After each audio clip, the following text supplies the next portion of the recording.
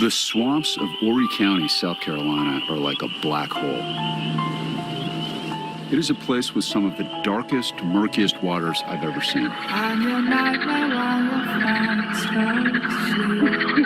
There's this boot-sucking mud, snakes, even alligators.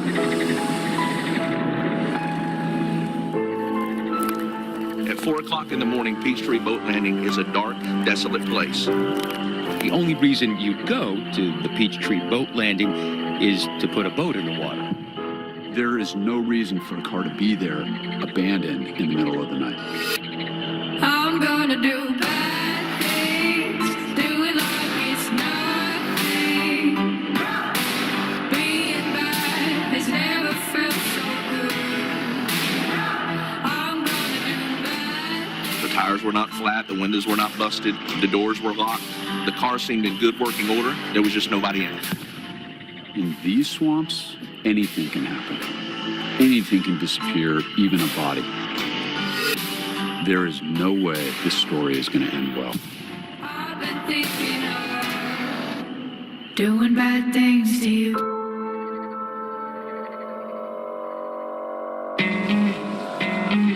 Only a few miles from the dark swamps are these pristine beaches and the bustling boardwalks of the South Carolina coast. Myrtle Beach is about 75 miles of beach, white sandy beaches, very coastal, low-lying areas, a lot of swamps and rivers and the intercoastal waterway connected. We have everything you'd want in a vacation destination. We've got the beach, we've got activities, we've got shows, we've got a lot of golf and tennis. We get 20 million tourists a year. We get a lot of transplants from the New York area, New Jersey, and then we have locals as well who have been born and raised here. The actual permanent population of Myrtle Beach is more like around 30,000, so this is still a really small town. Conway, I think it catches a lot of people off guard. I think they think Myrtle Beach is kind of all that's here. I call it small town USA. It's a nice little 3-block downtown. Everything's kind of that red brick that you picture when you drive in. It's just got a slower feel than Myrtle Beach. When I first came down to Myrtle Beach to report on this story, one of the things that I noticed first was this great divide between the tourists who live on the coast and the locals who live west of the intercoastal inland. And it was there that in December of 2013, a young woman, just 20 years old, Heather Elvis, disappears.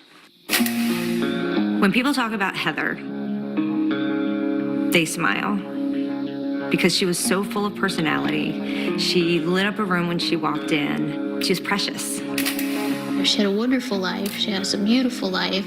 She lived it the way she wanted. She made her choices the way she wanted. We've always been a tight-knit family. Everybody does for everybody else.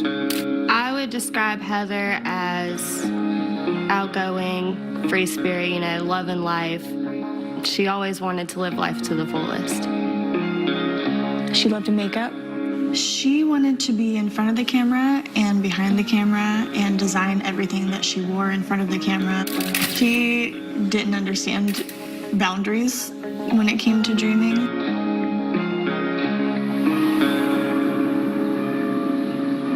Heather Elvis worked at a restaurant, a sports bar here called the Tilted Kilt.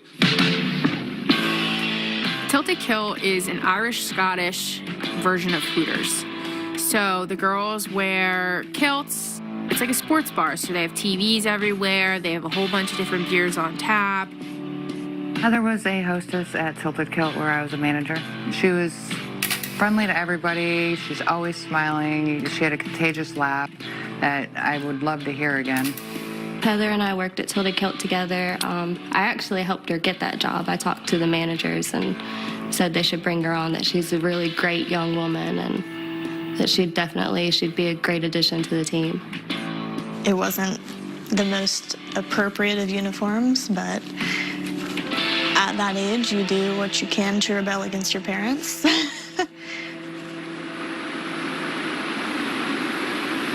Heather really didn't give a crap what anybody thought about her. She was a very free spirit and She expressed herself how she wanted to, and she might have come off abrasive to some people, but she was very real. It's funny because she looks like such a kid in those pictures. She looked like she was tiny. Young, she was tiny. She was tiny. She was just 20 years old. And I she feel looked like young. I'm a short woman, but she made me feel tall. She was very tiny. And yet, there was a big personality. Very big personality. When you're young in Myrtle Beach, you don't think that bad things are going to happen. It came out of the blue. No one expected this to happen. But at about 4 a.m. on December 18th, that early morning, an Horry County police officer was on a routine patrol when he noticed that empty car in the parking lot. He got out because it was suspicious that there's a car there this time of night. There's no lights, there's nobody around. He gets out, he checks the vehicle. There doesn't appear to be anything out of the normal, so he then gets back and continues patrolling. The next day, someone reported that car as a suspicious vehicle because of the length of time it had been sitting at Peachtree Boat Landing. At that time, Officer Canterbury goes down and sees the car, runs the tag. When he runs the tag, he finds it belonged to Terry Elvis. I think I was sitting in the living room and I had a knock at the door. And Debbie went to the door. And I saw through the window that it was a county police officer. And he was asking if we were missing a car.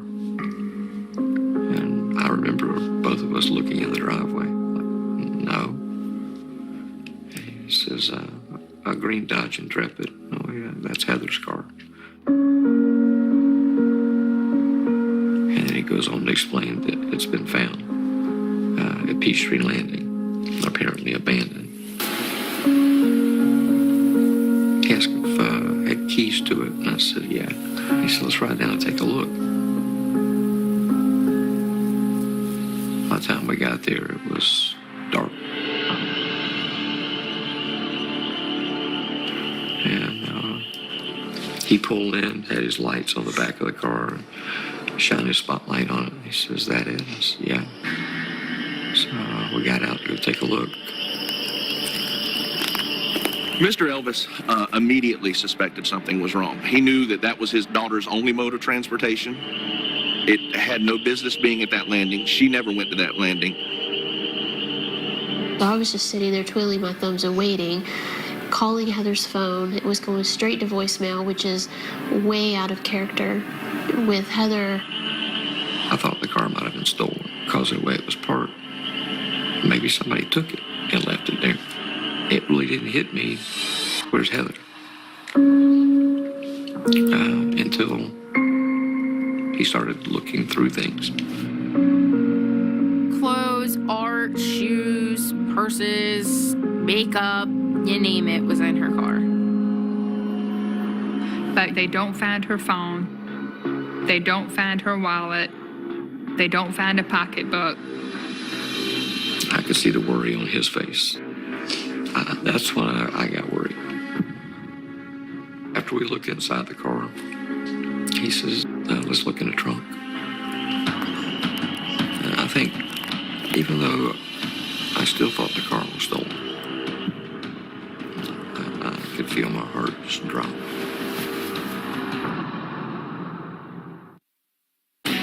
T-Mobile is around the perimeter of the landing. He walks around the edge, just looking into the woods and along the edge to see if there's anything out of place.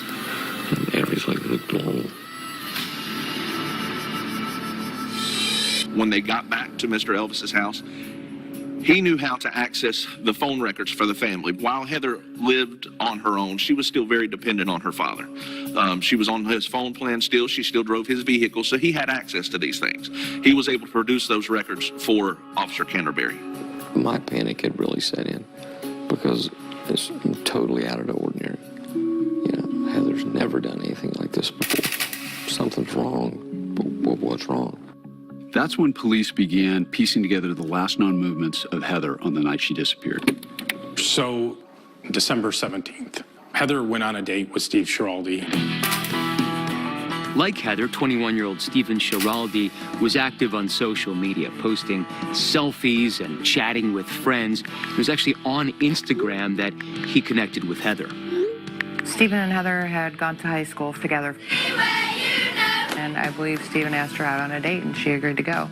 She was looking forward to that date very much. Stephen says they went to dinner at a place called Bandito's. After dinner, they went to an abandoned parking lot at a shopping mall where Stephen taught Heather how to drive a stick shift truck. We were watching TV and I got a text. And it was a picture of Heather driving a small pickup truck. A big smile on her face. It was a picture of her driving Steve's truck. It was below it she had written, "Learn to drive a stick. Ha, ha, ha." Because it was a sore point. I had tried to teach her how to drive a stick shift. You're proud and aggravated at the same time. But yeah, it was pride. Heather went to Stephen's house briefly to watch a movie.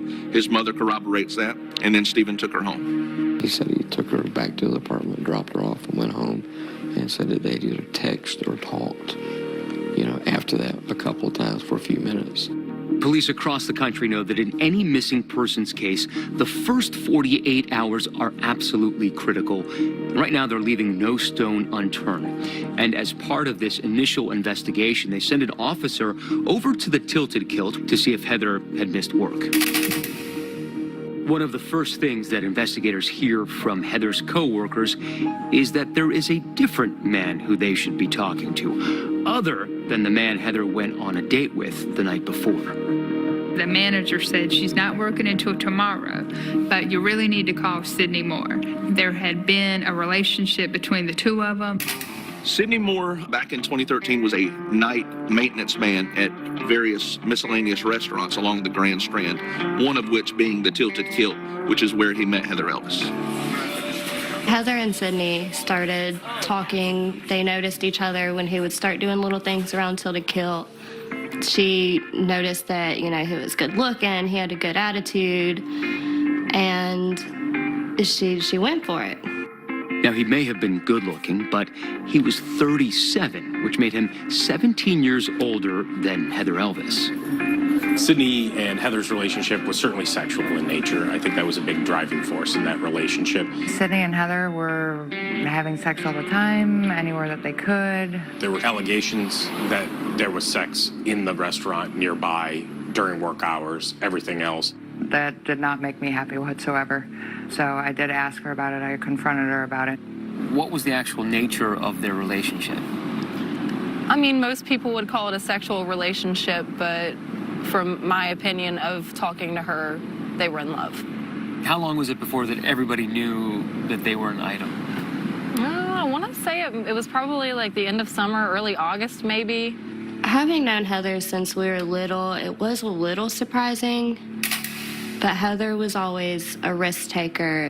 She was pretty rebellious. She was one of those people, when you told her no, it only wanted to make her do it more. She always wanted what made her happy. So I guess Sydney just made her happy when they were together.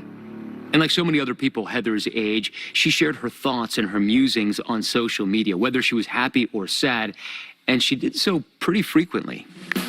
I think for any 20-year-old, there's a strong social media presence and used it for everything, and that's their main form of communication. They're on Twitter, they're on Facebook, and there's not a great filter there. Heather did enjoy social media, and I think that was one place where she could express herself openly and wouldn't be judged for it. There's no telling what would come out of that girl's mouth. She posted a lot of off-the-wall things, at random times of the day. Sydney would sometimes come to bring her coffee and bagels, not to do a job, but literally just to bring her something. Yes. Did you find that charming? It was cute, even though we all thought that it was wrong on so many levels. I knew that she was talking to a boy named Sydney, that he was sweet and she was smitten. had no idea he was married. I'm your nightmare while you're fast asleep. Heather received a phone call, and it was Tammy on the other end, and she said, "I know you're with my husband." And revenge has never felt so sweet.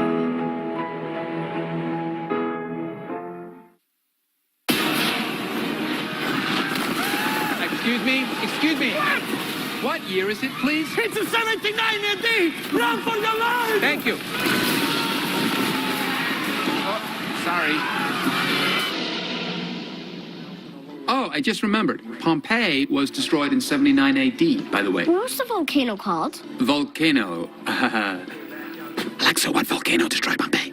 Mount Vesuvius. Mount Vesuvius. For real. Got my hair, got my head, got my brains, got my ears, got my heart, got my soul, got my mouth. I'm alive.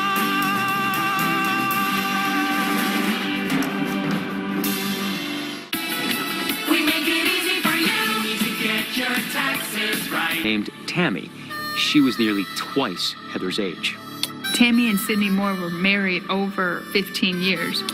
When I got involved in this case, they had a son that was around 15, a daughter that was around 13, and another son that was around 10 or 11. Tammy Moore was definitely the more domineering part of that couple. She told Sydney where to work, when to work, what to do.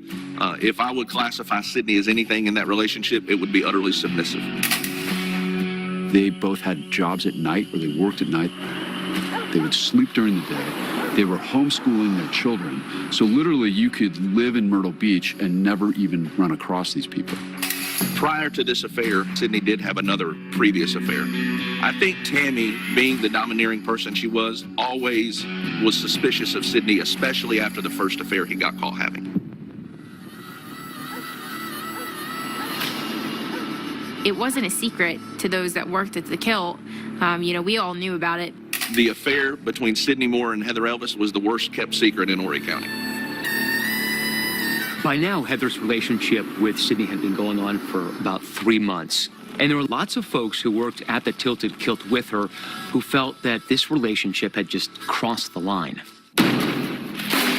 There were definitely people that we worked with at the Tilted Kilt that did not agree with Sydney and Heather's relationship. One day, 2 of the girls decided to call the Tilted Kilt and pretend to be Tammy, Sydney's wife. I don't know if they were jealous, if they were upset that she was dating a married man. They decided to make a prank phone call and said, "This is Tammy Moore. I know about you and my husband. I need you to stop right now." And when Heather got that phone call, she totally freaked out. After that prank call, coworkers say that they didn't see Sydney coming around Heather anymore. Then, by the end of October 2013, Sydney and Heather's relationship completely unraveled when Tammy found out, for real this time, about their affair. And it's at this point that Tammy confronted Heather. Heather received a phone call, and it was Tammy on the other end, and she said, "I know you're with my husband," essentially. Like, "I know you've been sleeping with my husband." Sydney got on the phone and said, "You were just some girl that spread your legs." He pretty much belittled Heather and made it seem like it was nothing, and that he just used her for a booty call. Heather was crying because they broke up, and she was very upset about it. After Tammy found out about the affair, she was absolutely livid. She did call Heather a lot, text Heather a lot. Someone's about to get their beat down. She was posting a lot of disparaging comments on social media, and Heather was legitimately terrified. You can tell me who you are right now, or I will find out another way. Nobody you need to worry about anymore. And what did they say? Do you remember? Oh, she was threatening her. Hey, sweetie, you ready to meet the missus?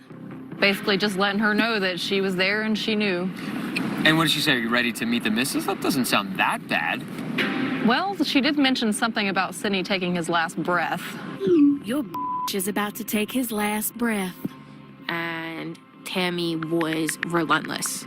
She would call her nonstop for hours and hours and hours. She would call off Sydney's phone.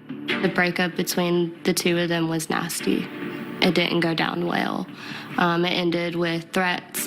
I'm giving you one last chance to answer before we meet in person. Only one. She was sending pictures of her and Sydney performing sexual acts, videos of, the two of them together, I guess kind of to taunt Heather. Heather didn't shy away from responding. I think you're a little obsessed with me. Nah, it was a bore. She, I don't want to say pushed Tammy's buttons, but certainly didn't just brush it off. Really? So that's why you're still childishly texting me from your cheating husband's phone? Your skank needs to leave me alone. Were you concerned for Heather, and was Heather concerned after those text messages came in? Heather was definitely freaked out. I think she was terrified of her. I mean, her demeanor completely changed over the next few weeks. Like, she was very paranoid. Heather was genuinely scared. Like, she didn't want to ever see Tammy. In September 2013, Heather wrote on her Twitter page, "Once upon a time, an angel and a devil fell in love, and it did not end well." She probably was referring to her and Sydney. Heather just kept saying, "Leave me alone. Leave me alone. I don't want anything to do with this." And the calls did stop.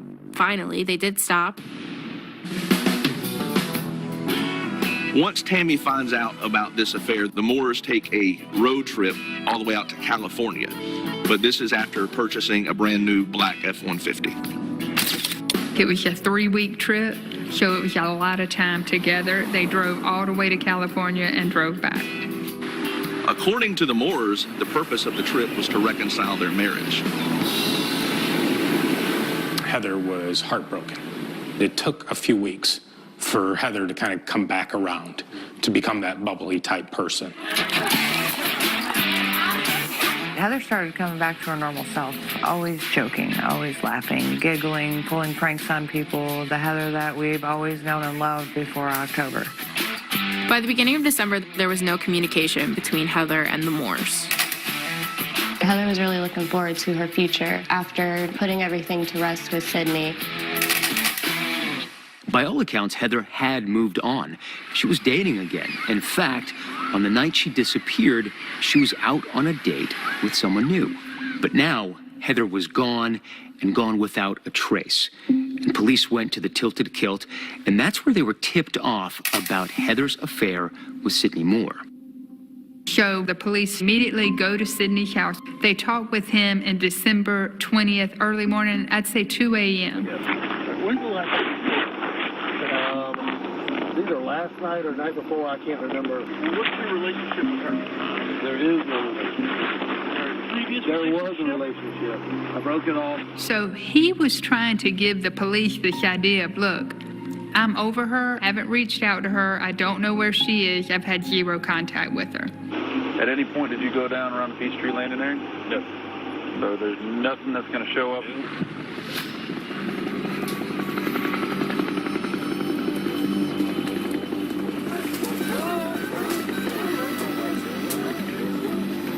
Is there anything you want to say if she happens to be watching right now? Heather, if you're watching this, if you can see it, if you can hear it, we miss you.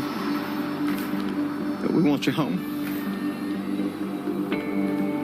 Tell me where you're at. I'll come. It doesn't matter where. Doesn't matter when. Doesn't matter why. Just tell us where you're at.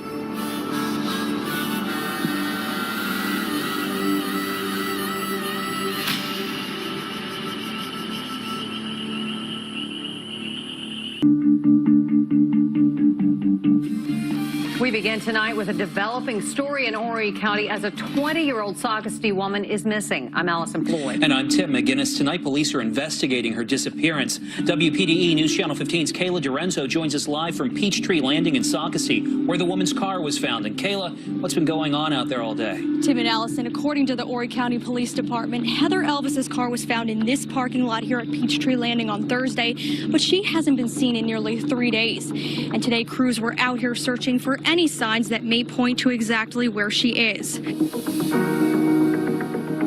Originally, this case was just assigned out as a missing person. We did not know or have any reason to believe a crime had been committed in the beginning. The car showed no sign of a struggle. There was no blood, no broken glass, nothing to believe that a crime had been committed. Detectives are continuing to investigate the situation. So while crews were searching for any physical trace of Heather at Peachtree Landing, police were combing through her phone records, and almost immediately they noticed an unusual number of calls to an unfamiliar number. They then find out the number belonged to a payphone, and that the payphone had called her phone that very early hour of 1:35 a.m. And then she immediately is calling the payphone back. Heather dials that payphone back 9 times.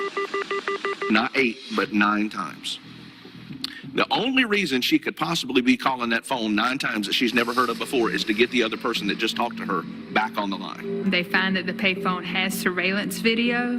They pulled the surveillance video. It was very grainy. She, an individual, walked to the payphone. He's on the payphone over 5 minutes. Even though they didn't know who it was, they had evidence then that the payphone had been used. They call Sidney Moore back. They bring him into the police station for a more formal interview. Horry County Police begin questioning Sidney about his whereabouts on December 18th, and he tells them that he and his wife Tammy were going around doing errands, and at one point they stopped at a Walmart. Was that Walmart, actually? In Myrtle Beach. Myrtle Beach Walmart. Yeah. Was your wife with you Yes. that whole time? Yeah, she was with me the whole time. They asked him about the payphone call. Had you used any other phones that night? Your wife's phone? No. Did you make any payphone calls? Nope. I still have payphones. Who makes a phone call today from a payphone? Sidney Moore has a cell phone. Tammy Moore has a cell phone. And Tammy Moore used that cell phone to great length to harass and essentially stalk Heather Ellis. They were calling from a payphone to hide the call. There was a phone call made to Heather that night from a payphone at the gas station on 10th Avenue. Okay. And we have video from that.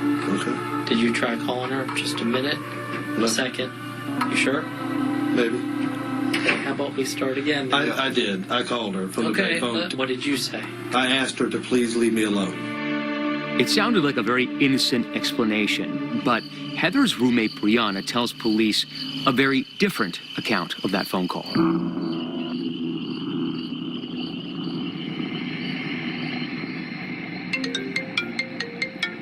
At 1:44 in the morning, she called me. I was on winter break from college in Florida. She was hysterically crying, and she said, Sidney called me.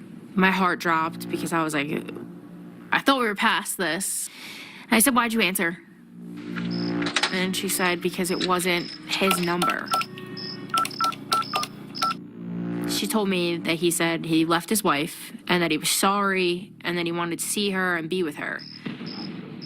And I told her, don't do it. Why don't you go to sleep on this, and we'll talk about it first thing in the morning. When Heather and I hung up that night, by the end of the phone call, I was under the assumption that she wasn't going to meet Sidney. That's when everything starts moving in a very different direction. After interviewing Heather's roommate Brianna about that conversation that Sidney and Heather had on the payphone, police begin by reconstructing the movements of Tammy and Sidney that night. They begin by pulling security video from that Walmart in Myrtle Beach.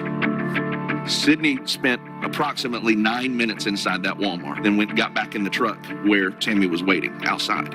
After that, they drove directly to the payphone where you see Sidney make the call to Heather Ellis. Day 20 in the search for missing 20-year-old Heather Elvis. Dozens of cars and horse trailers line the heavily wooded area. While teams of volunteers continue to search for any trace of Heather, police are now squarely putting the focus of their investigation on Sidney and Tammy. But rather than lend a hand in the search, Sidney and Tammy unleash an online tirade against the missing 20-year-old. The Moore's big push was to basically discourage anybody that was looking for Heather Elvis. They had a lot of negative things to say about the victim. Tammy and Sydney Moore were vicious at times on social media. I mean, Tammy Moore put out a Facebook post shortly after she went missing, calling her a whore, saying these terrible things. We've all heard the term a woman scorned, right? And that's Tammy Moore was. But when you see these posts and you see the way she's behaving as an adult woman, a mother with 3 kids, the way she's hounding this 20-year-old kid, it's disturbing. It was a social media war, a campaign of pure terror. This case was the perfect storm for 2 families that were very outspoken, very motivated, and they weren't going to give up either side. Using Heather's phone records and her Gmail account, investigators began to piece together her movements. After that phone call from Sydney at 1:35 a.m., Heather ends up calling his cell phone several times between 3:17 a.m. and 3:21 a.m. Finally, he picks up and the two have a conversation for about 4 minutes. And it's at that point that Heather gets in her car and begins driving. We trace Heather's phone all the way to Peachtree Boat Landing. And once she gets to the landing, she's again calling Sydney Moore. 3:37, 3:38, 3:39, 3:40. It was 4 phone calls right in a row. This is why this is important, because while Heather was making those phone calls, video surveillance cameras along the route to Peachtree Landing also show a black pickup headed in the same direction. Right there is the camera that caught what the FBI and the prosecutors say is that Ford F-150 going south towards Peachtree Landing. At 3:41 a.m. is when Heather's cell phone goes dead. There's nothing else at the end of that road but Peachtree Landing and Heather Elvis. Dear MS, from day one, you've tried to define me. But I never invited you in. It's my life. I think anytime you have a missing person, the pressure on law enforcement is immense. Not so much from the community, but you have a family that's missing a daughter, and they wanted to find her. We had the payphone call, which still wasn't enough. Then we kind of had to chase down what Sydney Moore told the police to find out what was true and what wasn't true. During this time frame, we also started looking for surveillance footage along 814 and Mill Pond Road. When you look at a map, it's immediately clear that driving Highway 814 and Mill Pond Road is the quickest way connecting Peachtree Landing and Tammy and Sydney Moore's house. In fact, they're only 4 miles apart. So right up here is a surveillance camera that captured the image of a truck that looked very much like the one owned by Sydney and Tammy Moore driving towards Peachtree Landing. There's nothing else at the end of that road but Peachtree Boat Landing and Heather Elvis. Heather's phone dies, and then you see the truck immediately coming back across the same 2 cameras, heading back to the Moore's residence. So assuming that whoever was doing this was roughly driving the speed limit, they only had about 60 seconds at Peachtree Landing to do whatever they were going to do and get back on this road in time to be captured by those surveillance cameras at 3:45 a.m. At the time, Sydney Moore and Tammy Moore owned a 2014 Ford 150 truck. Horry County Police Department found there was only one, and it was Sydney Moore, who also happened to be the only person that lived that close to the landing owning that truck. Once investigators discovered that apparent link between Heather's disappearance and Tammy and Sydney Moore, they pay a visit to their house. Originally, when the officers showed up at Tammy and Sydney Moore's house on December 20th of 2013, they noticed that there were cameras up outside the house. The goal after they saw that security system was to get a search warrant. However, once they went back, they found out that the surveillance system in there was a new system and that it had not recorded anything on December 18th of 2013. They had no idea what was on the new system, but they knew that out of an abundance of caution, they needed to seize that system.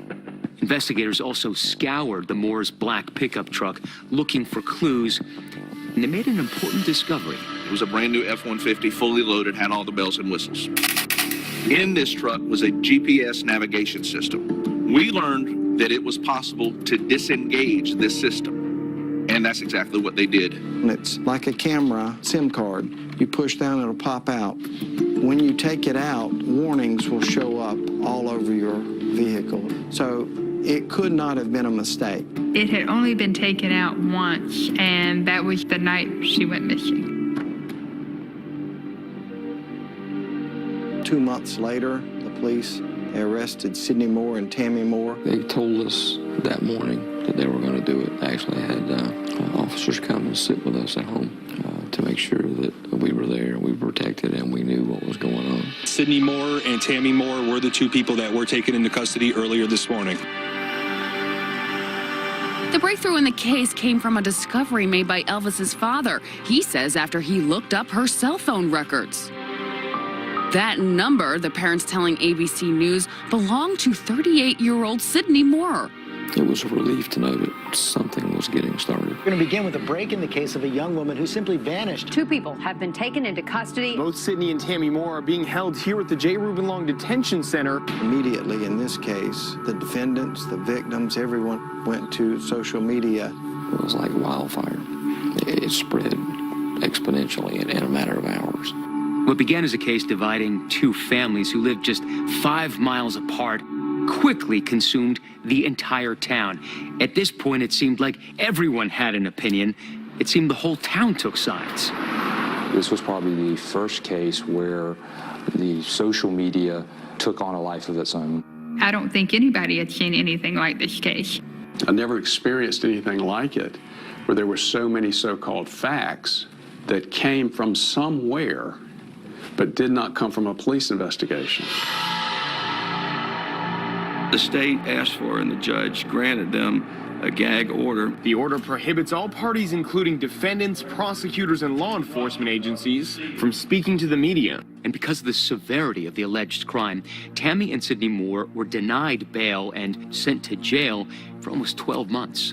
We then had another bond hearing in February of 2015. At that time, Judge Dennis decided to allow them to be out on an ankle monitor. It was just a very traumatic time, so we were in a fog. Prosecutors decided to try Sydney and Tammy separately. So Sydney goes on trial first in 2016 for the kidnapping of Heather Elvis.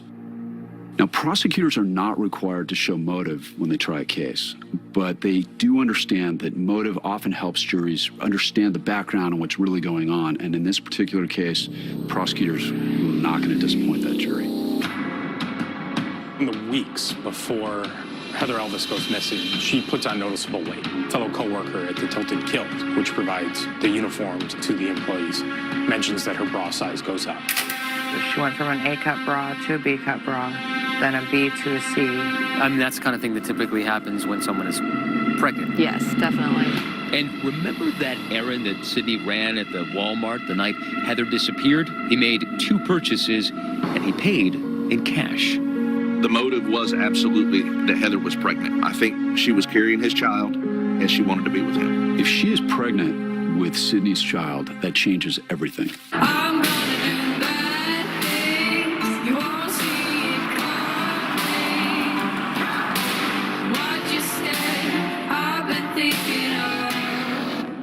Doing bad things to you. O'clock in the morning, Peachtree Boat Landing is a dark, desolate place.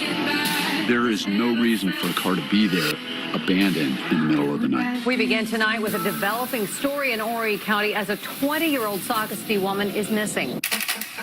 A 20-year-old woman in an affair with a 37-year-old man. She was smitten. I had no idea he was married. Heather wrote on her Twitter page, "Once upon a time, an angel and a devil fell in love, and it did not end well." His wife sent text after text. Just threats after threats. It wasn't pretty. After Tammy found out about this affair, they literally stalked Heather Elvis. They were chasing her.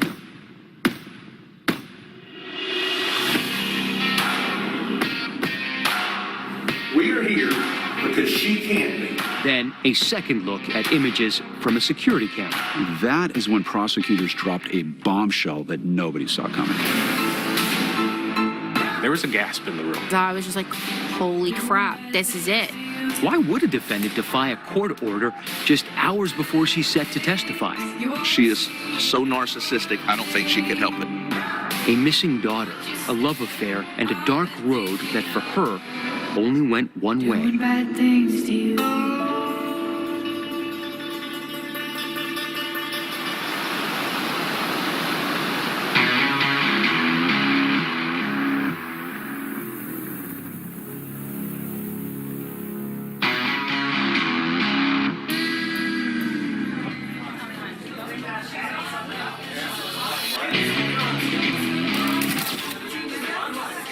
Everyone at the Tilt to Kill knew about Sydney and Heather's relationship. It wasn't a secret. At least to any of us, it wasn't.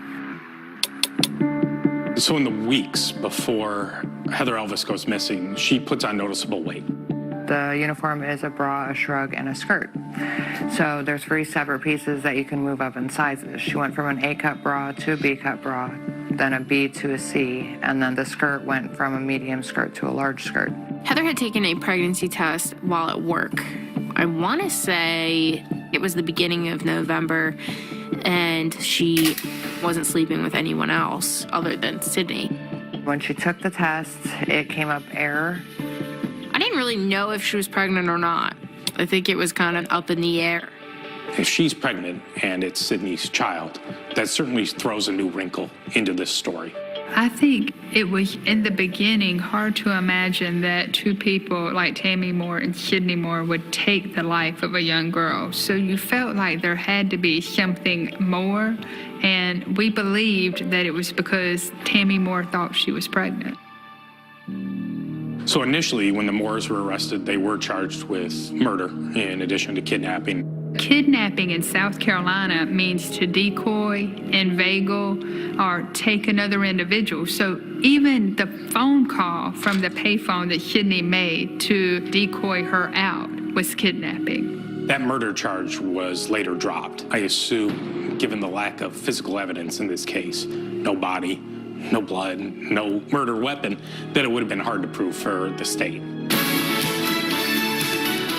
The trial kidnapping Heather Elvis is now underway.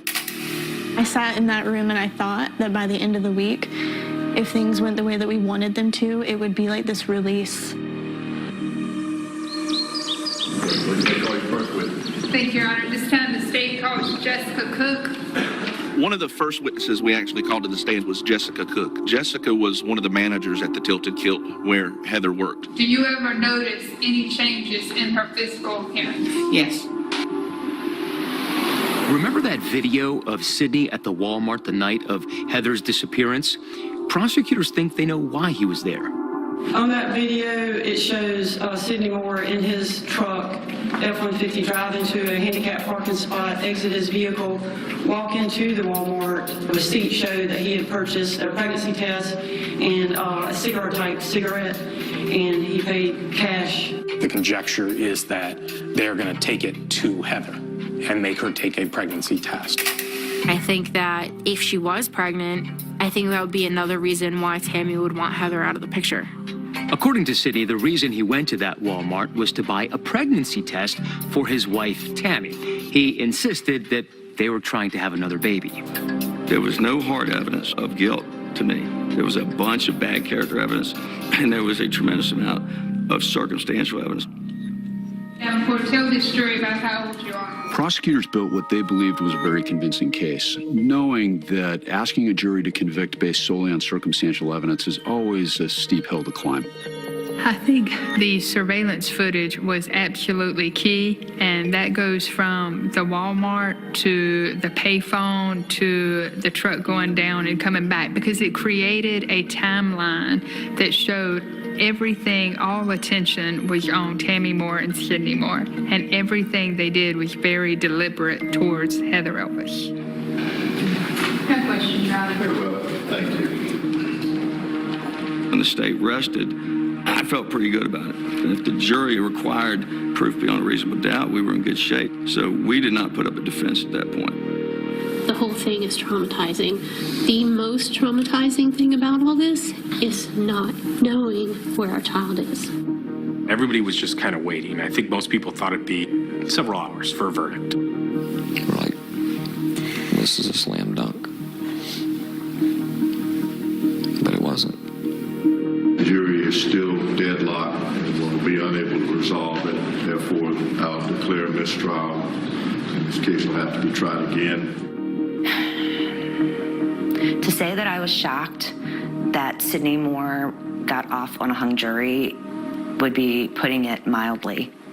I think all of us were wondering, what now? What do we do from here? The hung jury was a painful blow to the prosecutors and the Elvis family, and prosecutors were convinced that Tammy and Sydney were responsible. But getting answers about what happened to Heather remained the priority. Investigators felt sure that the Moores knew more than they were telling, and they thought that maybe if they pressured them hard enough, long enough, one of them would begin cooperating with authorities. Sydney Moore then is charged with obstruction of justice for lying to police during the investigation. It's over the payphone call where he's on video denying it, and then, yeah, we all know he made that phone call.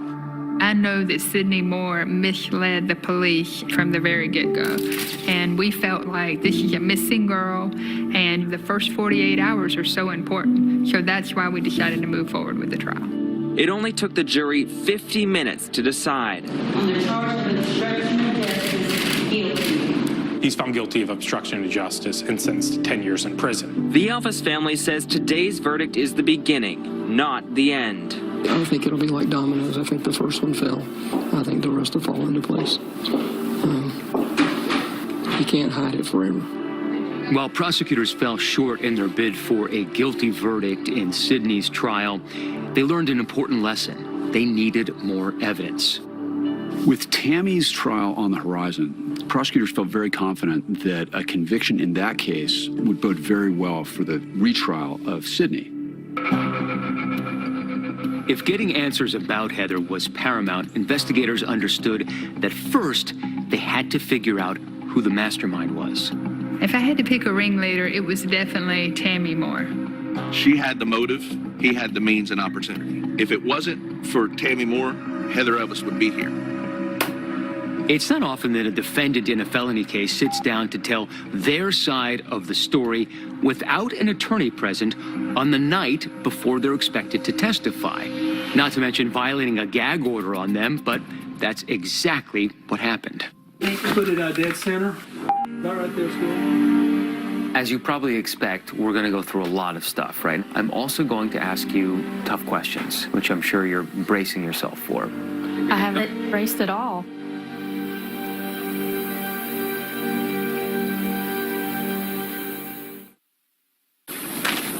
Special delivery.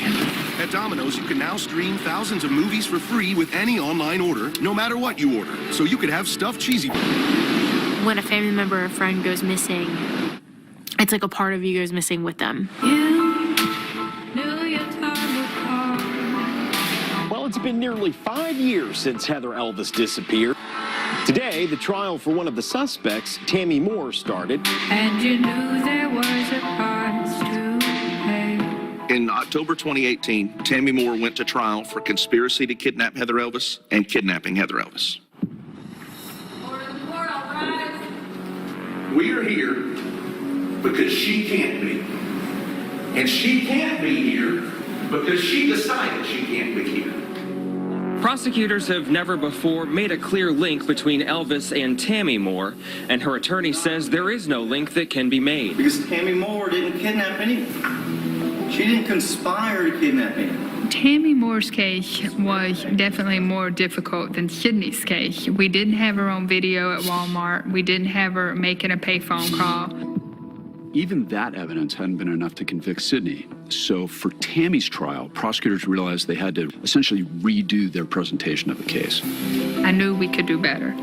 When you collect evidence, police normally focus on that very tight time that she goes missing at. But we started looking at a much larger time frame. Prosecutors tracked Sydney and Tammy's movements all over town before, during, and after Heather's disappearance.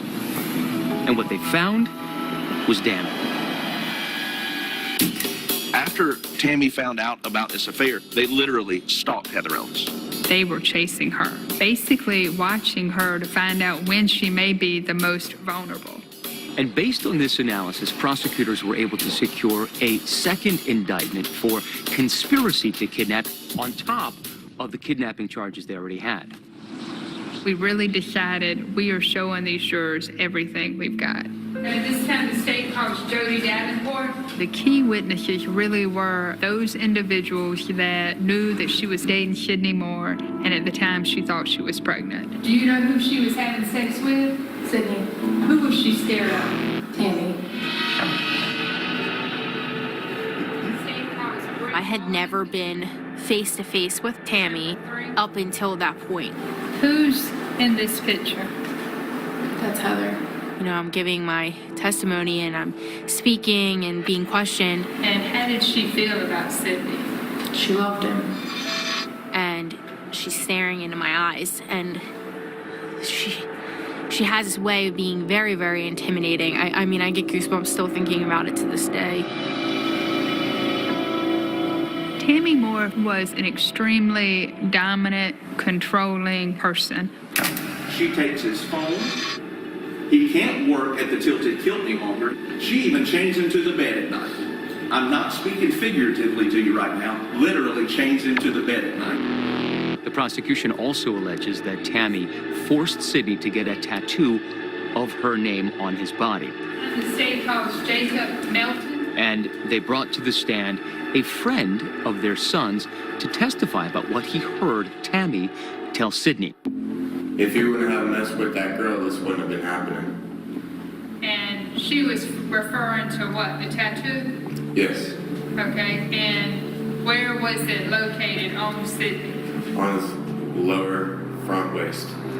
While the defense didn't deny the existence of the tattoo, they insisted that Sydney had gotten it long before he had met Heather. In fact, they presented photos of the tattoo in process during trial. The whole idea behind the tattoos and the handcuffing is to show Tammy's control over Sydney. The whole prosecution theory is that she grew so jealous over Heather that the two of them conspired to kidnap her. Eventually, Heather and her friends come to the realization she might be pregnant. When this gets out and becomes common knowledge, the fire, the jealousy that is in Tammy Moore explodes into utter rage. This is where the plan starts. This is where the conspiracy is born. But while there seemed to be plenty of motive, what the case lacked was the kind of direct evidence that juries often rely on. Testimony and evidence will show that Tammy and the missing woman were never together. Everything we had was circumstantial.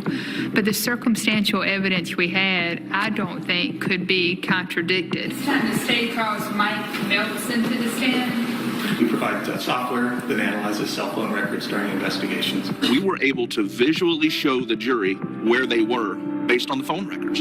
So we can see how the phone uses different towers over time. So you used it basically to show the phone's movement? Yes, ma'am. Tammy and Sydney, both of their phones began following around Heather Elvis's phone after November 2nd. So that places Heather's phone up there that evening. Also on that same evening, we have Tammy's phone on the Sprint network. But now also Sydney Moore is in that area. Sydney Moore's phone is up there as well, yes. And on the night of December 18th, both Sydney and Tammy's cell phone pinged on the same tower near the payphone, proving they were together that night. And is Tammy and Sydney's phone in the area of this payphone at 1:30? Yes, they are. Immediately after that phone call, she calls her roommate. My exact words were, "Do not call Sydney back. Don't do anything rash. Go to sleep and we'll talk about it tomorrow." When is the next time that you heard from her? I haven't. In a week like this, it's almost like you're just drowning. So when you have moments like that, you have to reach out and hold on to other people because it's hard. The world kind of swallows you up. When prosecutors presented video surveillance footage showing that Ford F-150 driving back and forth from Peachtree Landing just before and just after Heather disappears, they were actually able to call a person who teaches forensic video analysis at Quantica. The work that we do includes the help with questions of primarily of identification. He looked at the Morris truck and looked at the video, analyzed all sorts of headlights, testified about different types of trucks and the way their headlights work. Is it your opinion today, after looking at everything you've looked at, that indeed it was the same truck as the known truck, which belonged to Tammy Moore? Yes. When the state rested, they excused the jury. It was pretty clear Tammy wanted to say something. She is so narcissistic, I don't think she could help it. All right, and do you wish to testify in this case? I do not. When she said, yes, I want to testify, there was a gasp in the room. There's no doubt Tammy Moore thought I can convince this jury that I've done nothing wrong. So help me God. Thank you. Please be seated. There are many reasons for waiting to visit your doctor right now.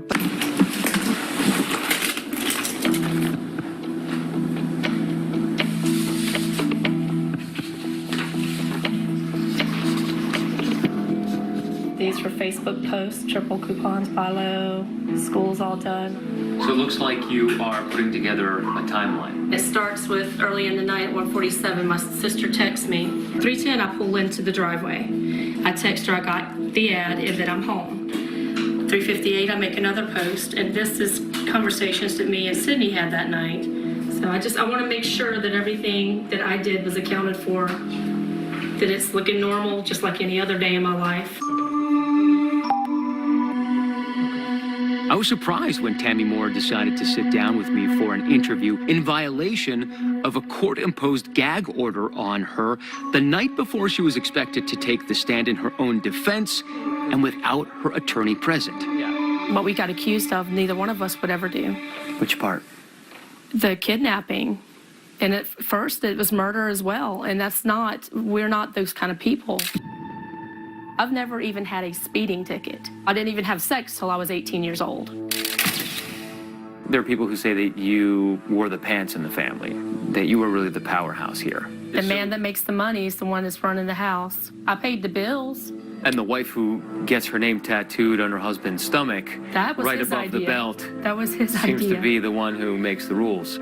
But that's making it sound like he got a tattoo because I forced him to and I didn't. Okay, so since we're on that subject, after he had the affair with Heather, did you actually handcuff him to Never. the bed? Never. It sounds like you're trying to hide or cover up something that seems completely natural, which is anger resulting from your I'm husband not cheating mad on at you. her. I am pissed at him because he's not being honest with me. Yet, the prosecution essentially alleged in the beginning that you were angry enough that your husband cheated on you, that you were ready to kill. That's what they say. And they're wrong. Were you angry enough that your husband cheated on you that you were ready to kidnap? Absolutely not.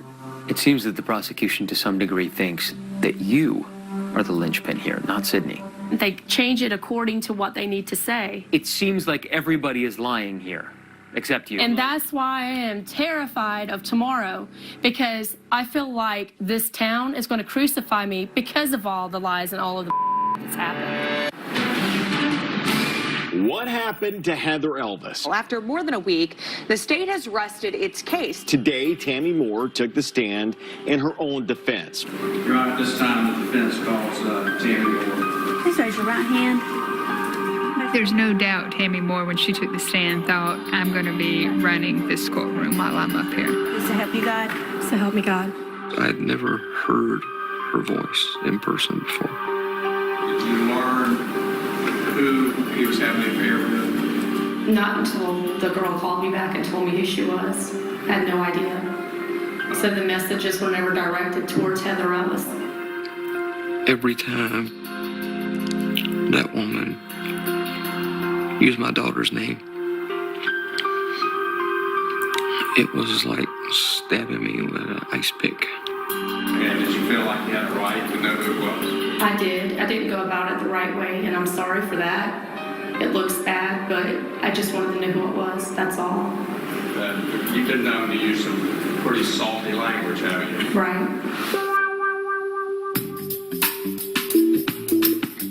sat there and smiled the entire time. She batted her eyelashes, and it just seemed like she was an actress putting on a play. Tammy thinks, in my opinion, that no matter where she's at, she's the smartest person in the room. You know what time 0800 is? 8 o'clock a.m. You had to worry. Was the jury really going to buy this? Did you kidnap Heather Elvis? No, I did not. Do you know who kidnapped her? I do not. Do you know if she's been kidnapped? I do not.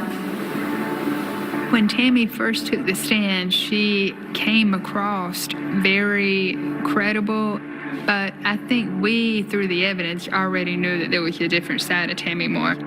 Almost immediately, it got contentious between Nancy Lysay and Tammy Moore. Miss Moore, do you know who I am? I do. Okay, and who am I? Nancy Lifesay, you've made my life miserable. She came off the cuff and was saying I had ruined her life. So I knew for her it was very personal. I think it was the next day she called. It was a nice conversation. She was a nice girl. She wasn't mean to me. I wasn't mean to her. It took very little to push her buttons. And you said on 11/11, I think the bitch is in hiding. Isn't that what you said? If it's on there. Okay. Then what makes you think the bitch is in hiding? I was just being a jerk at the time, I guess, Nancy. That's all I can say. Have we ever met outside of this courtroom? I don't think so. Okay.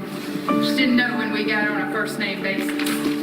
That had to be the first defendant that had called me by my first name. I felt like that was a almost power play on her part. Me and you are equal, and I'm going to be controlling the temperament of these questions and answers. Ms. Moore, would you agree that the testimony has been that the truck went down there on 814 and Mill Pond? A truck, not my truck. But have you been in here for the testimony of the time of the videos? People lie, Nancy. I think Tammy Moore is filled with such anger, rage, and arrogance that she couldn't help herself. Tammy's text and social media posts could account for every single minute except for what seemed to be most critical, the time around 3:41 a.m. when Heather's cell phone went off the grid. Is there anything you have called on your phone, texted on your phone, or posted on Facebook at 3:35? I don't think so. Okay. How about at 3:40? I don't think so. How about 3:45? I don't know. She ain't on the phone at 3:35 or 3:40 or 3:50 or 3:55. She can't be. The only documentation you have shows before the truck goes down and after the truck comes back. Correct? If that's what you're saying to people, I don't know what time a truck went there.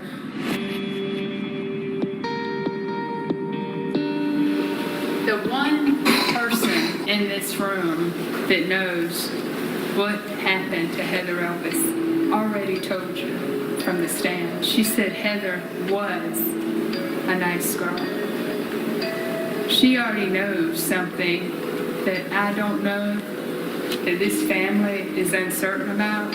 I'm asking the 12 of you to look at the evidence and give this young woman and this family the ending that they deserve. It was such a contentious trial, I didn't know what the jury was going to do. The jury was out a very short amount of time. Prosecutors feel like that's never good for us. As a repairman, I hear a lot of folks say they feel like they have...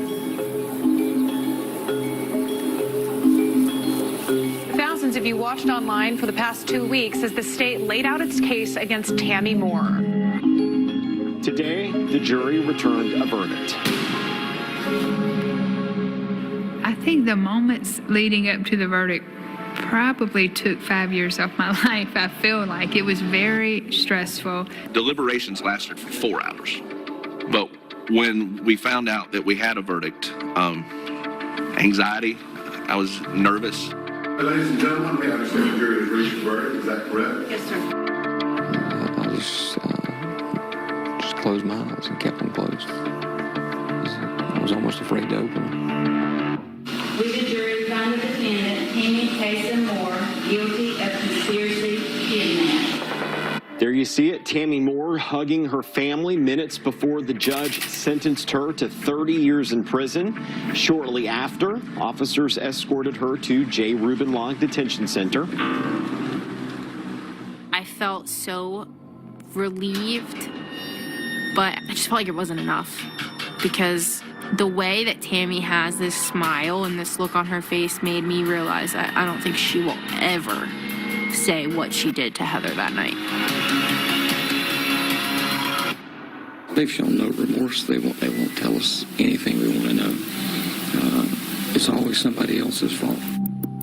Even though Tammy Moore's trial is over, the Elvis family have to still go through the trial of Sydney Moore. The retrial there is still pending. So, we've got to wrap our heads around that.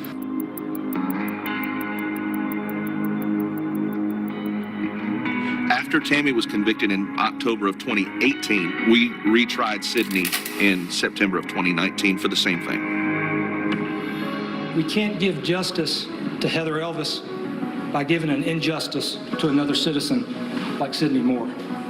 We're going to show you that this man right here, Sydney Moore, and his wife Tammy Moore conspired, planned, and executed that plan to kidnap Heather Elvis on December 18th of 2013. You can't abduct somebody, you can't do all the things they're saying they're doing and not leave some trace of physical evidence. I had to make sure the jury understood that circumstantial evidence was just as effective, just as telling as a confession would be.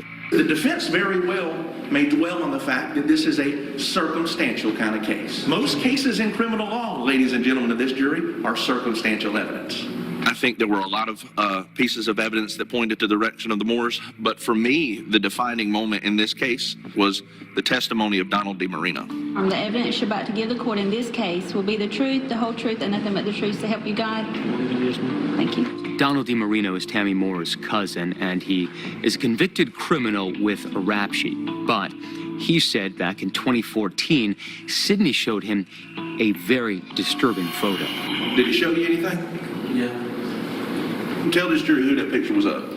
Heather Elvis. He told us he had seen a picture of Heather Elvis on the phone. She was clearly not alive, and there was blood on her shirt and scratches on her face.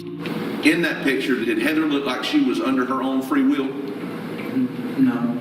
At that time, the judge would not have allowed us to get into the details of the photo because we were only trying them for kidnapping and not murder.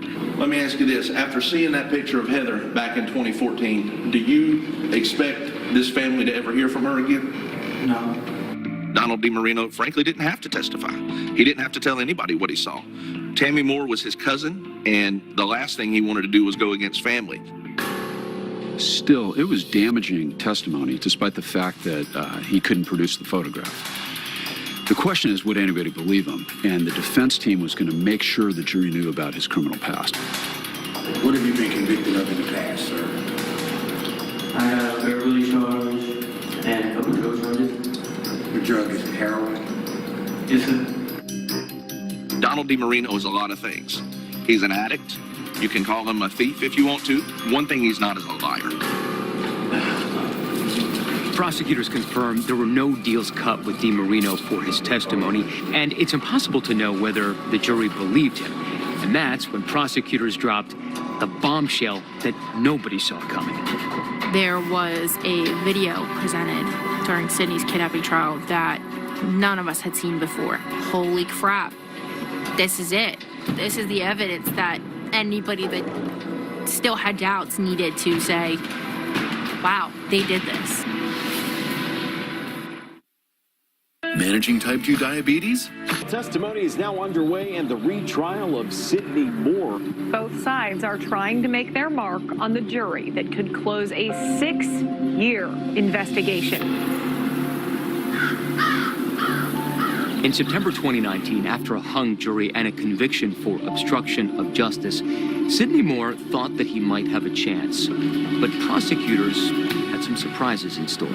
Just raise your right hand, place your left hand on the Bible. You solemnly swear or affirm. Sidney and Tammy Moore had had a home surveillance camera system in their house, which they tore out on the 20th and reinstalled a new one on the 21st. Now, remember, Heather disappeared early in the morning of December 18th, and anything that would have appeared on the old surveillance system wasn't there anymore.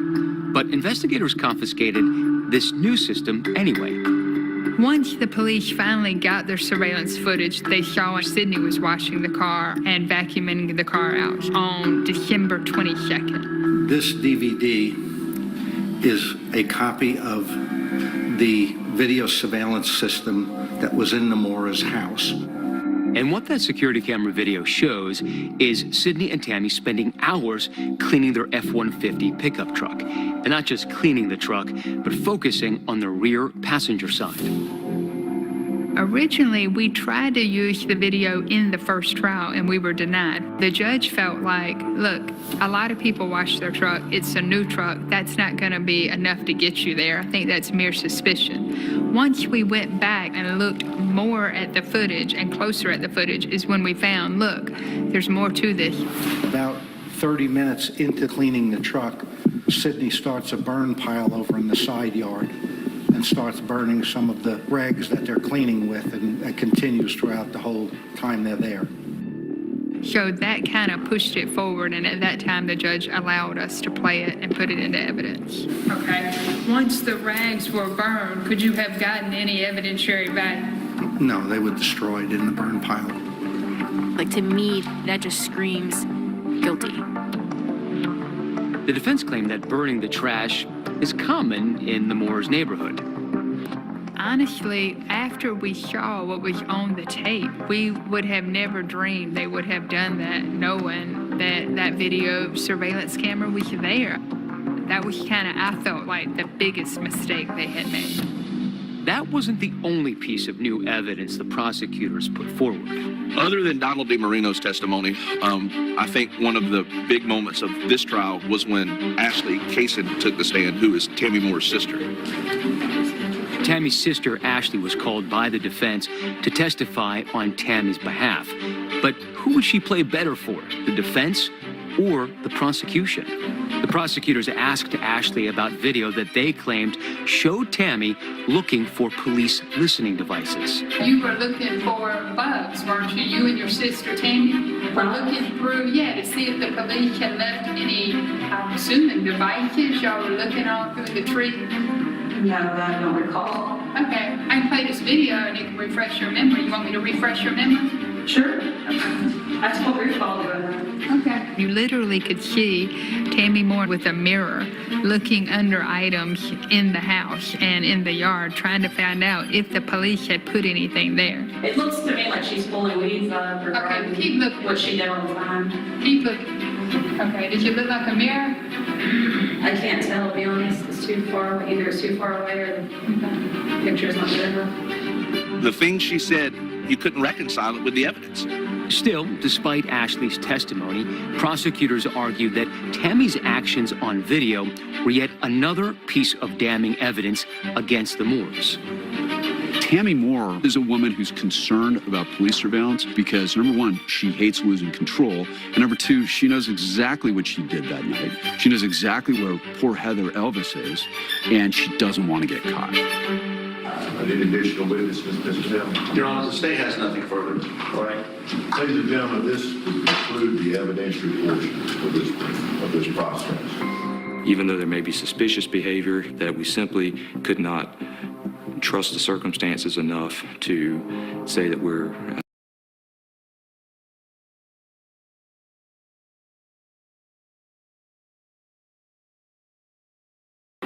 Thank you. Thank you.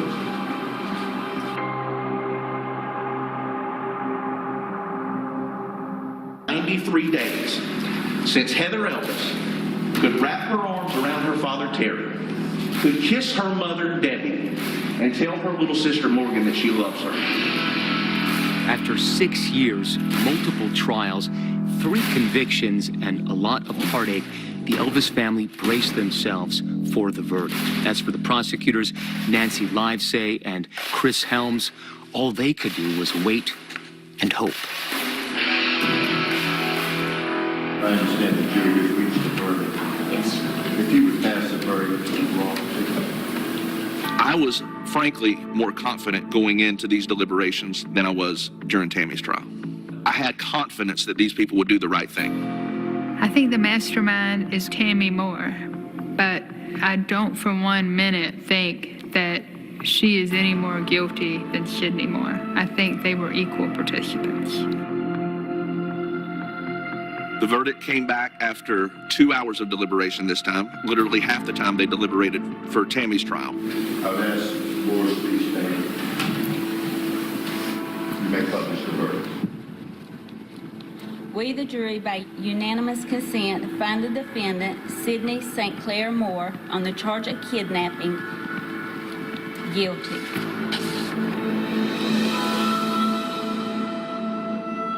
Thank you, ladies and gentlemen of the jury. Like Tammy, Sydney was also sentenced to 30 years on each charge to run concurrent.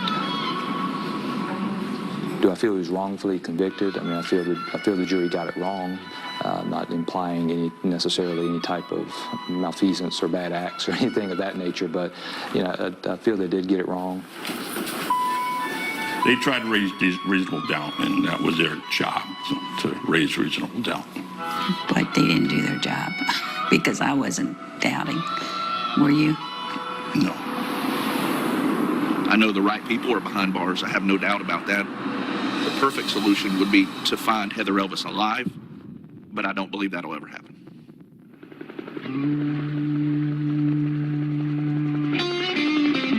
I think eventually one of them will turn. I think 30 years is a long time. I think once they find out that their appeals are denied, I think then they will be looking to tell the truth. After the verdict, I think the emotions that everyone felt were empty. There's no reprieve from the heaviness that's there because we don't know where Heather is. Yeah, for 6 years now, they've met at Peachtree Landing in Socastee. This event brings other families who have lost loved ones or are missing loved ones during a time of year when family really means the most.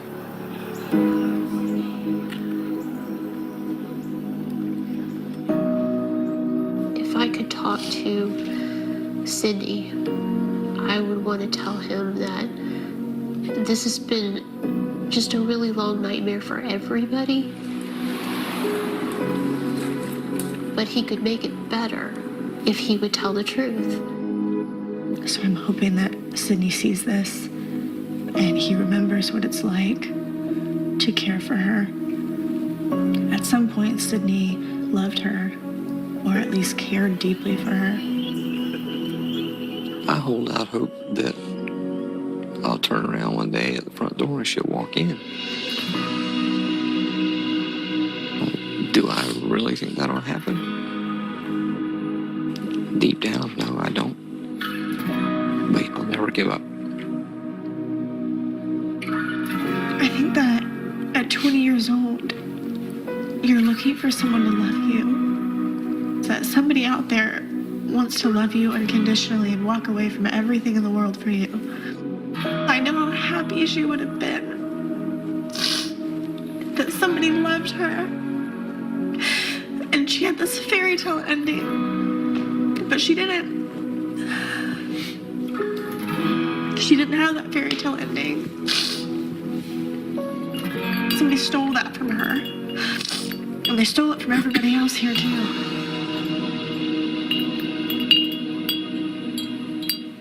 And we should note tonight that both Sydney and Tammy Moore are appealing their conviction.